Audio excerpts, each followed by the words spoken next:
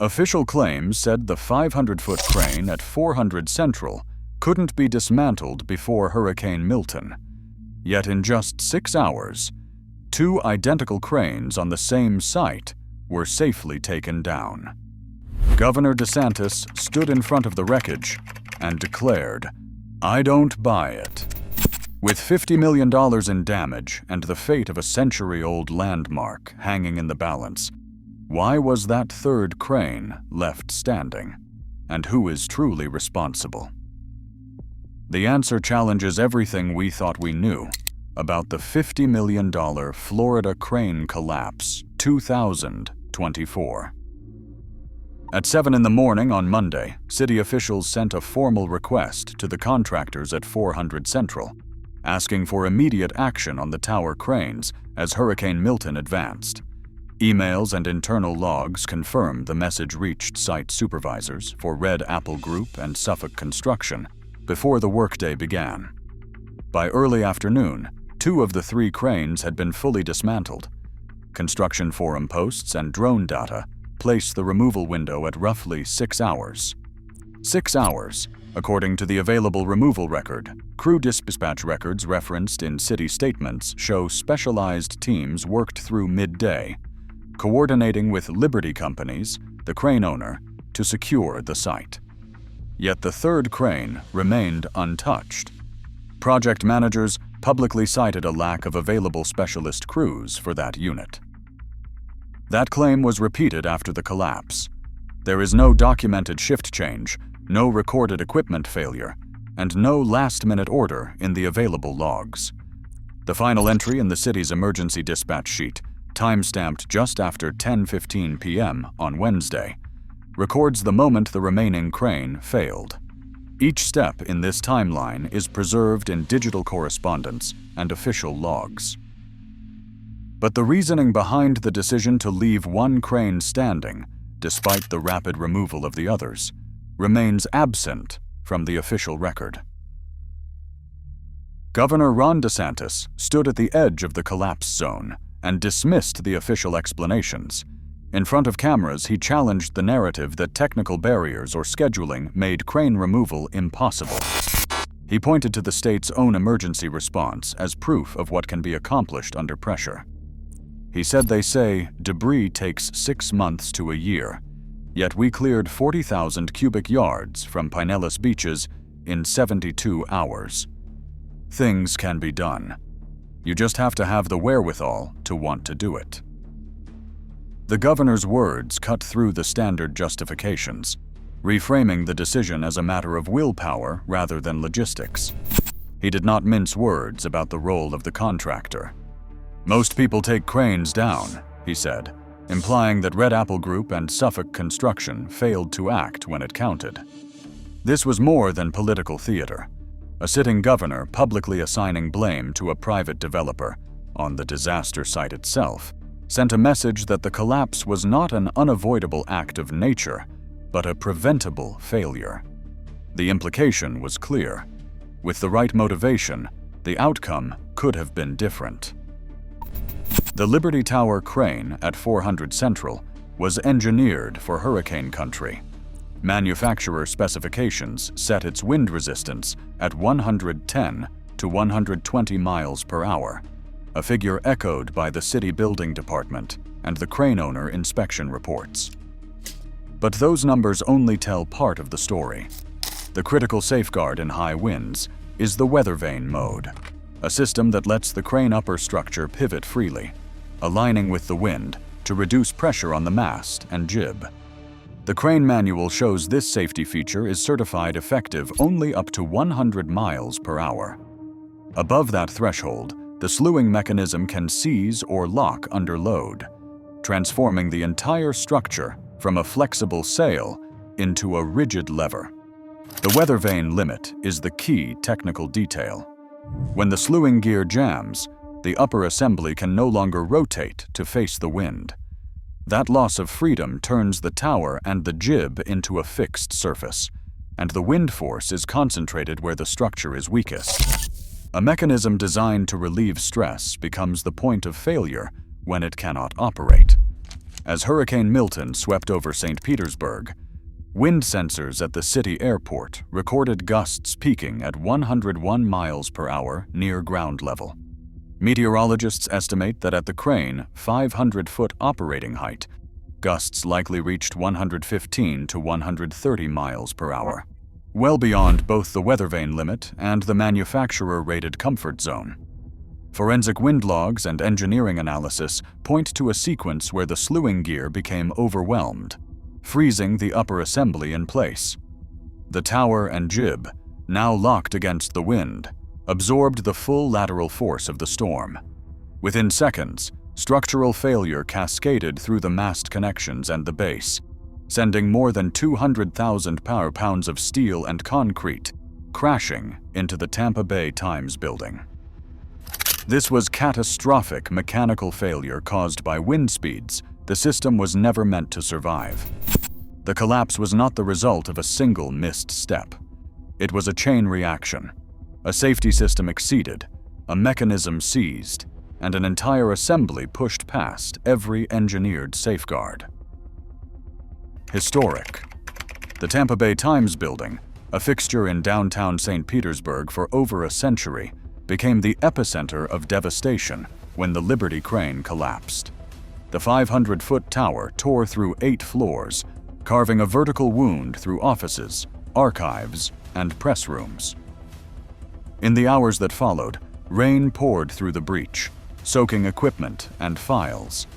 Insurance adjusters would later tally the loss at over $50 million, but for the staff who called the newsroom home, the damage was measured in memories and history lost. Austin Sullivan, who had just finished his shift nearby, was the first to call 911. He described the sound as boom, like a 200-pound bomb. The shockwave rattled blocks away, scattering debris and sending water cascading through every level of the building. Emergency responders arrived to find entire sections of the newsroom exposed to the storm, with standing water and ruined archives making recovery efforts hazardous. The collapse forced the Times to evacuate completely. Reporters, editors, and press operators scrambled to salvage what they could, but the building was declared uninhabitable within hours. Months of work, irreplaceable archives, and the daily routines of more than 100 staff vanished overnight. Across downtown, other structures suffered as well. Flooding and infrastructure failures left city services stretched thin, underscoring how one mechanical failure rippled through the lives of an entire community. For more than a decade, Florida law barred cities and counties from setting their own crane safety rules. From 2012 to 2024, all authority over tower crane operations rested with state and federal agencies, leaving local officials unable to mandate removal or reinforcement ahead of storms. When Hurricane Milton approached, St. Petersburg's mayor and building department could only issue requests to contractors, not enforce orders. That legal limitation shaped every decision in the days before the collapse. In the aftermath, questions about oversight intensified.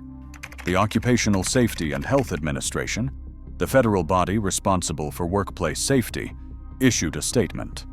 OSHA said there was no open inspection at the job site. No federal investigation was launched, despite the catastrophic failure and the public risk. The city, meanwhile, maintained it lacked the legal power to intervene. The result was a regulatory vacuum. No local mandate, no state directive, and no federal inquiry, leaving the most basic questions of accountability unanswered. Red Apple Group released a brief statement after the collapse. The company said it was still performing inspections and that it expected debris removal soon.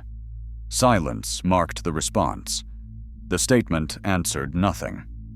It sidestepped the governor's direct criticism and failed to explain why the third crane remained standing when 2 others were dismantled the same day.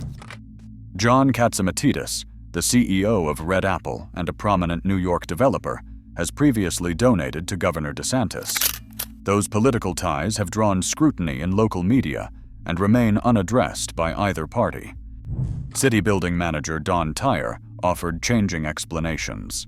Before the collapse, he told reporters that removing the cranes was not feasible with the time available. Afterward, he said there was no crew availability. Internal logs and construction forum posts show specialist teams were on site for the first 2 cranes, and those 2 cranes were taken down in 6 hours. Changed is the only consistent detail. The developer's silence and the shifting official story leave a clear operational decision unaccounted for, a gap that demands answers. The reasons behind that choice remain as opaque as the company's statement. New York City's Department of Buildings holds local authority to order cranes lowered or dismantled before major storms, a power it used after fatal collapses in 2008 and again during Hurricane Sandy in 2012. In those cases, city inspectors enforced strict deadlines for pre-storm mitigation, and non-compliance led to stop work orders and fines.